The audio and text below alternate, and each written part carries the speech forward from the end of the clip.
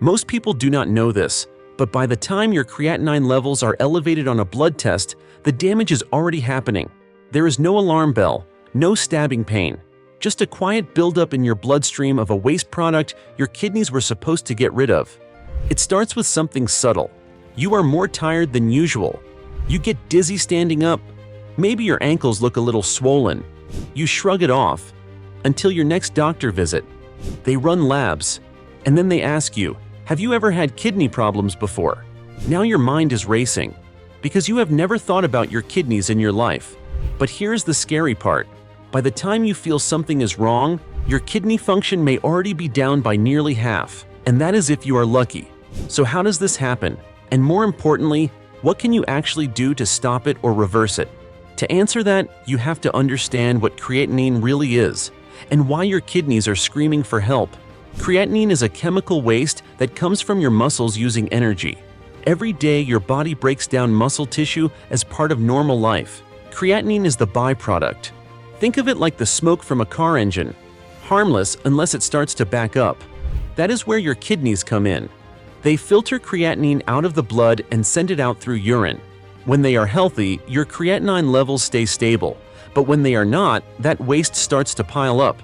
Typical creatinine levels range from about 0.6 to 1.2 milligrams per deciliter in men, and from 0.5 to 1.1 in women. Even a slight increase can mean your kidneys are under pressure. So what causes that pressure? We will get to the lifestyle mistakes people do not realize they are making. But first, there is one factor that can wreck your kidneys fast, and you probably never think about it: dehydration. It is simple, but it is damaging. When your body is dehydrated, your blood gets thicker, your kidneys get less blood flow, and their filtering power drops. Even mild dehydration can raise creatinine levels for a short time, and for people with early kidney damage, it can push them further into trouble. Now here is where it gets dangerous. People trying to be healthy often eat more protein or work out harder. That raises creatinine even more, because both increase muscle breakdown. So the next time you hear someone talk about drinking more water, just know, it is not a trend. It is kidney protection. But dehydration is just one piece of the puzzle. There is something else that keeps your kidneys under pressure, and most of us are eating it every single day: sodium. And not just table salt. We are talking hidden sodium from sauces, bread, packaged snacks, and processed meats. Too much sodium raises blood pressure. High blood pressure weakens the small blood vessels inside your kidneys. That makes it harder for them to filter waste, and it drives creatinine levels even higher. But the issue is not just what you cut. It is also about what you add. The foods that support kidney health naturally. Let us talk about the power players: berries, garlic, olive oil, and quinoa. These are not just popular health foods. They are proven kidney allies. Berries are rich in antioxidants and low in potassium. They help calm inflammation without stressing the kidneys. Garlic supports heart and vessel health. It also fights oxidative stress. Olive oil is packed with monounsaturated fats. It supports circulation without clogging your system like animal fat. Quinoa is a plant-based protein.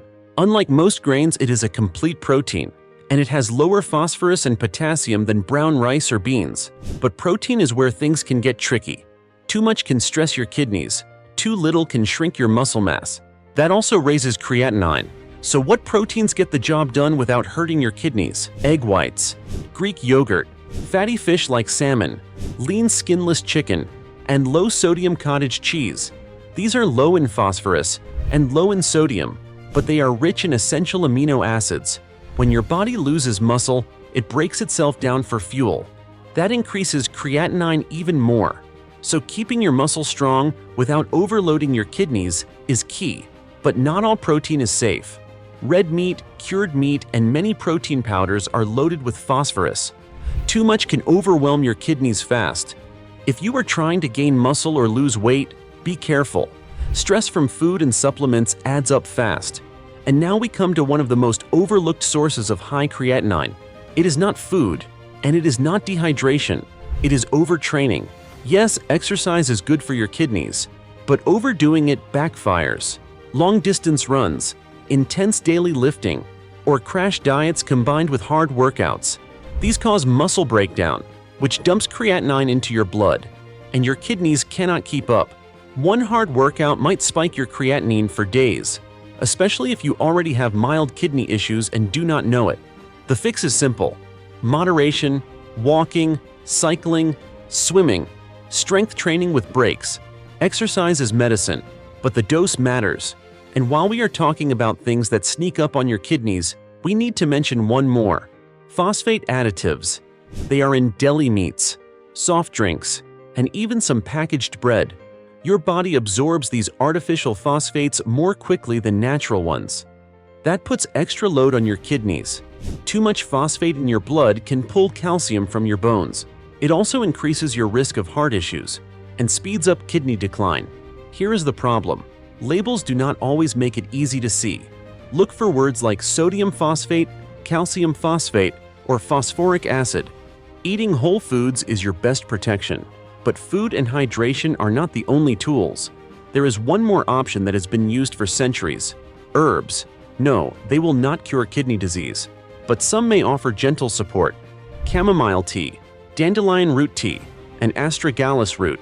Chamomile may ease inflammation and help with fluid balance. Dandelion root helps flush extra fluids.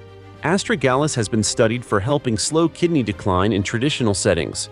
But herbs are powerful and not always safe. Licorice root and turmeric in high doses, for example, may stress kidneys. So always talk to a doctor or dietitian before trying herbs. And now the most important part: what if your creatinine is already high? Do not go it alone. If your test results show rising creatinine, or if you have symptoms like fatigue or swelling, get medical help. Your doctor may run more detailed tests, like a glomerular filtration rate test, or a urine albumin test, or a kidney ultrasound. If you need more support, ask to see a kidney specialist or renal dietitian. There is no universal plan, but with expert guidance, you can create a plan that works for your body. So here's the big picture: drink water, cut sodium and processed phosphate additives, use clean proteins like egg whites and quinoa, eat garlic, berries, and olive oil, exercise but recover well, use herbs wisely, and know when to ask for help. Your kidneys work hard to clean your body every minute. Take care of them before they fail. Watch the next video for more of Nana's natural cures.